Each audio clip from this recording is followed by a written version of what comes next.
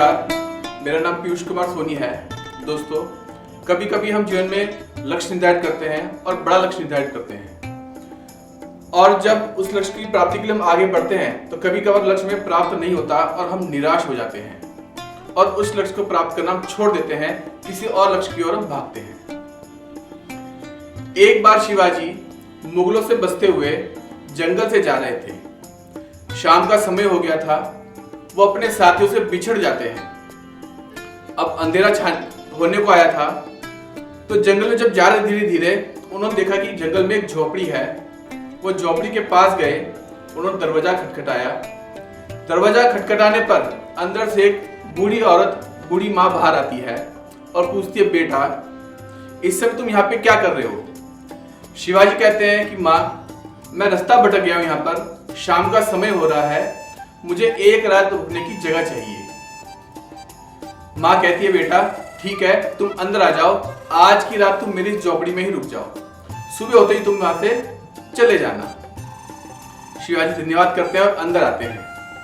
अब जब माँ और बेटे का जब संबंध बन जाता है तो बूढ़ी माँ भी उनसे नहीं पूछती कि वो कौन है। रात को जब रुकते हैं और रात को माँ जो है, जो बूढ़ी माँ है, वो उनके लिए खाना बनाती है और खाने में खिचड़ी बनाती है। जब शिवाजी खाना खाने बैठते हैं तो माँ खिचड़ी डालती है और खिचड़ी के बीच में वो घी डालती है। अब शिवाजी घी के लालच में सीधा उस घी पे हाथ मारते हैं। जैसे ही हाथ मारते हैं तो खिचड़ी गर्म होती है और हाथ जल जाता है। वो एकदम से हाथ को पीछे खींचते हैं।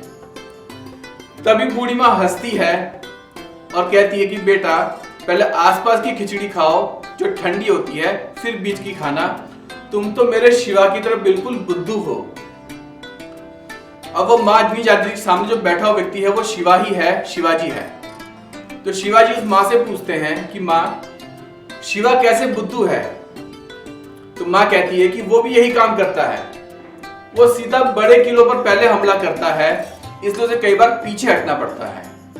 उसको पहले आसपास के छोटे छोटे किले जीतने चाहिए, उसके बाद बड़े किले पर हमला करना चाहिए। शिवाजी को वहां से सीख मिलती है।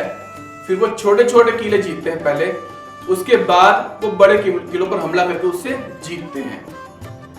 तो दोस्तों, ऐसे ही हम बड़े बड़े लक्ष्यों को निर्धारित कर लेते हैं। कई बार हम उस लक्ष्य को सीधा हाथ मारते हैं तो वो लक्ष्य कई बार हमें प्राप्त नहीं होते हैं। इसलिए बड़े लक्ष्य को प्राप्त करने के लिए हमें पहले छोटे छोटे लक्ष्य को निर्धारित करना चाहिए और उन लक्ष्य को पहले प्राप्त करना चाहिए।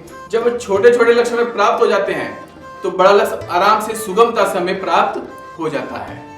धन्यवाद।